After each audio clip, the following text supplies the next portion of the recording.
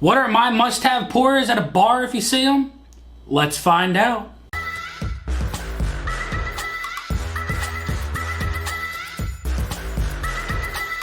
What is going on, everybody? Nathan here with the Everyday Drinker, bringing you guys a brand new video. Today, we are going to be going over the bottles of bourbons and whiskeys that I think you, as a whiskey and bourbon drinker, must have if you see at a bar for the first time and you've never had it before. Now, before we get into my bottles, as always, I want to hear what bottles you think are well worth it at a bar if you've never had them before, down in the comments below. Make sure you guys click that like button. Make sure you guys smash that subscribe button. We're on the road to 10,000 subscribers, and check that link out down below for the Patreon because, well, the bottle just dropped for my very first barrel pick and it's selling fast. So if you want your opportunity to pick it up, make sure you check that Patreon link down below. But without further ado, let's get into my bottles that I think are well worth it at a bar. Bottle number one that I'm going to recommend that I think you should try at a bar if you've never had it before is going to go to Rock Hill Farms. So this is a 100 proof single barrel offering from Buffalo Trace. This is their mash bill number 2, and it's one of my absolute favorites from Buffalo Trace. This is a bottle that is very, very elusive for a lot of bourbon hunters, and some bars are fortunate enough to get these in stock for themselves. Now, this is one that, I don't think you should spend exorbitant amounts of money on.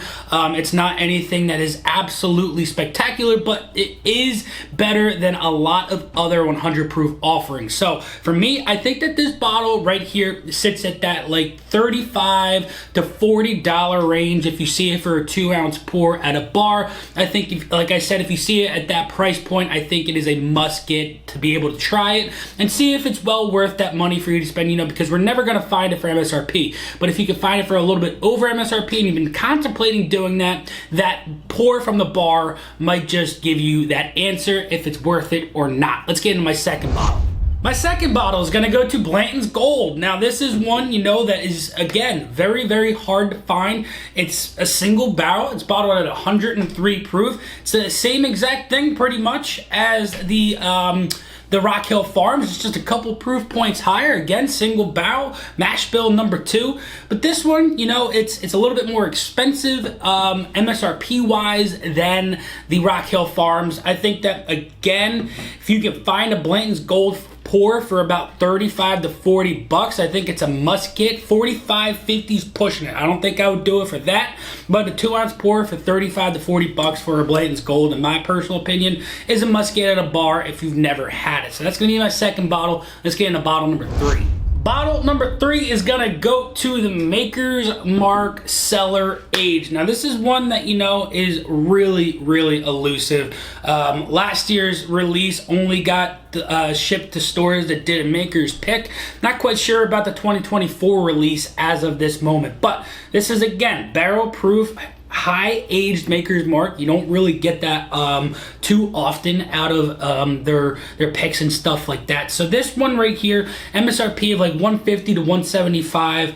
I think that if you can find a bar that is selling a pour for this for roughly 40 bucks, it's a must get, in my personal opinion. A $40 2-ounce pour for Maker's Mark Cellar Aged. I don't think you're going to be disappointed in yourself. It's an after dinner drink. It's one that, if you're out for a celebration like an anniversary, a birthday, something along those lines, it's a treat yourself pour. All of these are treat yourself pours for that fact, and these are all pours that I have personally had. I'm not going to recommend something at a bar that I think you should have if I've never had it before at a bar or if I've ever owned it. So Maker's Mark Cellar Aged, I think, is well worth a $40 2-ounce pour for you to have for your first time to make that decision if you want to get a bottle for it yourself. Let's get into our next bottle.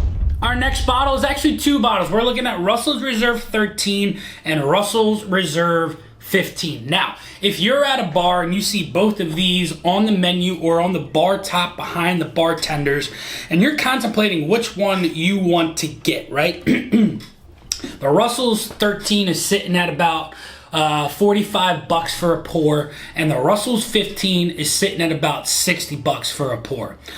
I think that the Russell's 15 is well worth it for you to spend that $60 on a 2-ounce pour over top of the Russell's 13. Now, like I said, Russell's 13, if it's the only thing at that bar for $35, $40, I think it's a must get. Now, if Russell's 15 is at that bar, I think $60 to $65, $70 maximum I would spend for a pour for this. I think that it is well worth it for that experience for your first time to get something that is absolutely incredible, such as this Russell's 15 year. Russell's 13 year is really good, but I don't think it comes anywhere close to this Russell's 15. So like I said, $60 I would go, $70 absolute max. And then I think 40, 45 is maximum for the Russell's 13. Let's get into our next bottle. Our next bottle is going to go to Jack Daniel's 12 year. Now, the Minor Brothers challenged me to this challenge, like I said, and I think that this bottle was in their video, and for good reason. Jack 12 is absolutely spectacular. I think that if you can find a pour for this for about $30 at a bar, I think it is a must get, in my personal opinion. When this first was released, I went down to Nashville, Tennessee for my my bachelor party. And unfortunately, the bar had no idea what they had. So they were selling Jack 10 and 12 year for $8 a pour. So you know, me and my buddies went through a couple of bottles of those, and I hope that bartender or that bar didn't get too pissed off. But we went through a couple of these, and they are absolutely phenomenal. And this is batch 2, 12 year, and it's just as good in my personal opinion. So like I said, $30 for a 2-ounce pour of this for your first time. You're not going to be disappointed, and it might sway you into buying a bottle of this. Let's get into our next bottle. Our next bottle is going to go to the man, the myth, the legend himself, George T. Stagg. Now, we all know that this bottle is $100 MSRP, but secondary pushes anywhere from $700 to $1,200, depending on the batch that you have. Now, some bars know what they have with this, and I would say most bars, or all bars, know what they have with this specific bottle and the BTAC lineup, right? I'm going to put a little bottle of the William LaRue Weller right here, because I've been lucky enough to have that bottle as well, and I'll put it in the same tier category as the George T. Stagg. Now, George T. Stagg, you're looking at a 15-year barrel-proof batch. What am I looking for? What's the word? Recipe number 1 from Buffalo Trace. This is the cream of the crop for that recipe, right? I'm telling you right now, $65 to $75 for a 2-ounce pour of this. You will not be disappointed. Now, for the William LaRue Weller, you're going to be spending a little bit more on that, because those bottles sell for a little bit more than these, unfortunately. So I said $65 to $75 for the George T. Stagg. I'm looking at anywhere from $75 to $85 for a 2-ounce pour of the William LaRue Weller. Now, though, that, in my personal opinion, if you're out and about celebrating something, I think you're not going to be disappointed in those prices. Yes, we don't want to spend that much, but if you're in the ballpark for wanting to spend on a higher allocated bottle of bourbon for a pour at a bar or at a nicer end restaurant, that's what you're going to have to do. And those aren't going to break the bank for, you know, comparative to other places that are selling it for like $200. You can find bars, I know bars in my area that are selling these for those prices. And, you know, if I've never had it before, I did spend that on a George T. Stagg, and that is why I was so high on Hellwater to get a bottle of it, because it is just that darn good. I've had a pour of the William LaRue Weller, and personally, it's really, really good, but I don't think it's worth double what George T. Stagg is. But a couple dollars more for a pour at a bar, I'll do that any day of the week. Let's get into our next and final bottle. Our last and final bottle is gonna go to the Purple Top himself.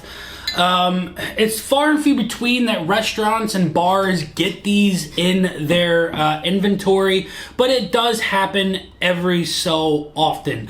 Now, these are all different. Their proofs vary, their ages vary, the the amount of bottles per barrel vary so much.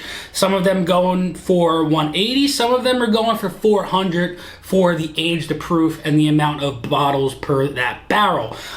So this is an outlier, my bottle here, but you know, if you can find the NJ Selection Thunder Road at a bar here in New Jersey or in the surrounding states, I think that this right here is a $65, $70 pour all day long.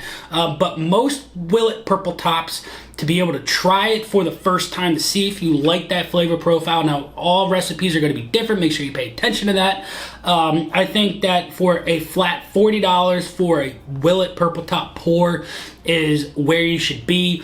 And then $35 for a Willet Green Top Rye is where you should be. No more than that. If you see it for more than that, don't bother it, because you might. Personally, I've had another Willet Purple Top that I just wasn't the biggest fan of, but this one here, absolutely incredible. You know, I don't want to put it on the same tier level as, you know, Henry McKenna 10-year, but that's how some of these are, right? Some of them are absolutely spectacular. Some of them not so much. So there are my bottles of bourbons that I would recommend for you to try at a bar for the first time, and the prices that I would spend for those bottles at that bar. Let me know again, guys. Check out that link down below to the Patreon to be able to secure your bottle from my very first barrel pick. Hope you guys enjoyed this one. Let me know your bottles that you would personally try down in the comments below. But until next time, it's been Nathan with the Everyday Drinker. Cheers.